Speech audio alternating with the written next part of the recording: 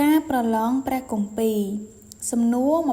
26ដល់50 26តើពួកហូរីរស់នៅកន្លែងណាចម្លើយភ្នំសៀក្នុងព្រះគម្ពីរលោកុបាទជំពូក14 27តើនរណាដែលជាអ្នកត្រួតត្រានៅផ្ទះអាប់រ៉ាហាំចម្លើយអេលីសឺជាអ្នកស្រុកដាម៉ាស់ក្នុងព្រះគម្ពីរលោកុបាទជំពូក15 28តើព្រះគម្ពីរអ្វីដែលព្រះជាម្ចាស់ប្រាប់អាប់រ៉ាហាំថាចូលដើរទៅមុខអញហើយឲ្យបានគ្រប់លក្ខចុះនៅក្នុងព្រះគម្ពីរលោកុបាទជំពូក17សំណួរ29មូលហេតុអ្វីបានជាសេចក្តីជំនឿរបស់អាប់រ៉ាហាំមិនរឹងមាំចម្លើយព្រោះមិនមានកូន30តើក្នុងការរស់នៅរបស់លោកអ៊ីសាក់ប្រព្រឹត្តយ៉ាងដូចម្តេចខ្លះចម្លើយការស្ដាប់បង្គាប់ការជឿទុកចិត្តសម្រាប់សម្រួលគ្នា31តើពេលយ៉ាកុបរត់គេចពីអេសាវទៅបាដានអឺរ៉ាមនឹងអាយុប៉ុន្មានចម្លើយ70ឆ្នាំសំណួរ32ចូលសរសេរឈ្មោះកូនយ៉ាកុបទាំង12ចម្លើយរ៉ូបេនស៊ីមៀនលេវីយូដាអ៊ីសាខាសាប់យូឡូនយ៉ូសែបបេនយ៉ាមីនដាន់ណាថាលីកាត់អេសឺ33តើជីវិតរបស់យ៉ាកុបជួបលំបាកដោយសារអ្វីចម្លើយយ៉ាកុបមានចិត្តលោភលន់និងរឹងរូស34តើនរណាដែលប្រើជីវិតដោយបេសកកម្មចម្លើយអាប់រ៉ាហាំអ៊ីសាក់យ៉ូសែប35តើឯកកោរបស់ពូជអម្បូរហេតជានរណាចម្លើយកាណាន36តើម៉ាឌៀនគឺជាកូននរណាចម្លើយអាប់រ៉ាហាំនៅក្នុងព្រះគម្ពីរលោកុបាទជំពូក25 37តើរយៈពេលប៉ុន្មានឆ្នាំដែលយ៉ាកុបបែកពីយ៉ូសែបចម្លើយរយៈពេល22ឆ្នាំសំណួរ38តើចាប់ពីអាដាម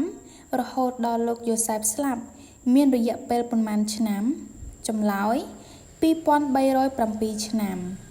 39មូលហេតុអ្វីបានជាព្រះជាម្ចាស់មិនអាចសម្រេចកិច្ចការរបស់ទ្រង់បានចម្លើយពីព្រោះមិនមានមនុស្សរៀបចំខ្លួនសម្រាប់ព្រះ40តើព្រះយេហូវ៉ាមានន័យយ៉ាងដូចម្តេចចម្លើយព្រះដ៏ជាព្រះនៅក្នុងព្រះគម្ពីរនិខមណាំងជំពូក3សំណួរ41តើព្រះជាម្ចាស់បានឲ្យព្រះគម្ពីរដល់មនុស្សក្នុងគោលបំណងអ្វីចម្លើយដូច្នេះបើឯងរកគ្នានឹងស្ដាប់តាមអញឥឡូវហើយកាន់តាមសេចក្តីសញ្ញារបស់អញនោះឯងរកគ្នានឹងបានដាច់ជារបស់ផងអញលើជាងអស់ទាំងសះត្បិតផែនដីទាំងមូលជារបស់ផងអញឯងរកគ្នានឹងបានធ្វើជានគរដល់អញ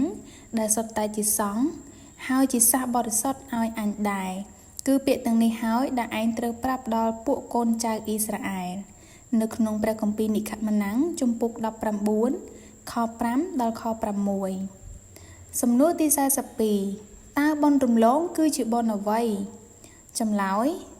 ជាថ្ងៃរំលឹកការសង្គ្រោះពីប្រទេសអេស៊ីបដែលកូនច្បងមិនបានស្លាប់43តើបុណ្យទី50គឺជាបុណ្យអ្វីចម្លើយបន្ទាប់ពីបុណ្យរំលង50ថ្ងៃ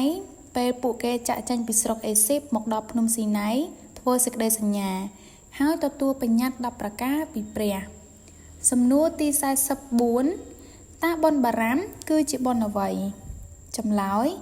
ជាការស្នាក់នៅក្នុងទ្រសាលដើម្បីនឹកចាំពីពេលវេលានៅទីរហោស្ថានដើម្បីរំលឹកពីការការពារនិងការផ្គត់ផ្គង់ដែលព្រះបានប្រទានឲ្យ45តើពូជពងមួយត្រូវធ្វើដូចម្តេចដើម្បីទទួលបានពរដំណោះក្រោយ1000ឆ្នាំចម្លើយត្រូវមានសេចក្តីស្រឡាញ់របស់ព្រះនិងការប្រព្រឹត្តតាមក្រឹតវិន័យក្នុងព្រះគម្ពីរនិខមណាំងជំពូក20 46តើកាន់គម្ពីរសំខាន់នៅក្នុងព្រះគម្ពីរសញ្ញាចាស់គឺជាអ្វីចម្លើយគឺជាព្រះគម្ពីរលេវីវិន័យ47តើក្នុងលេវីវិន័យមានច្បាប់ដែលអាចរំលាយអ្វីខ្លះចម្លើយយ៉ាងបូជាដោយសាទប្ដូរមកជាលោហិតព្រះយេស៊ូវនិងការកាត់ស្បែកមកជាការជ្រមុជទឹកនិងទំនៀមទម្លាប់ សំណួរ48តើនៅក្នុងព្រះគម្ពីរលេវីវិន័យមានច្បាប់ដែលមិនអាចរំលាយបានអ្វីខ្លះ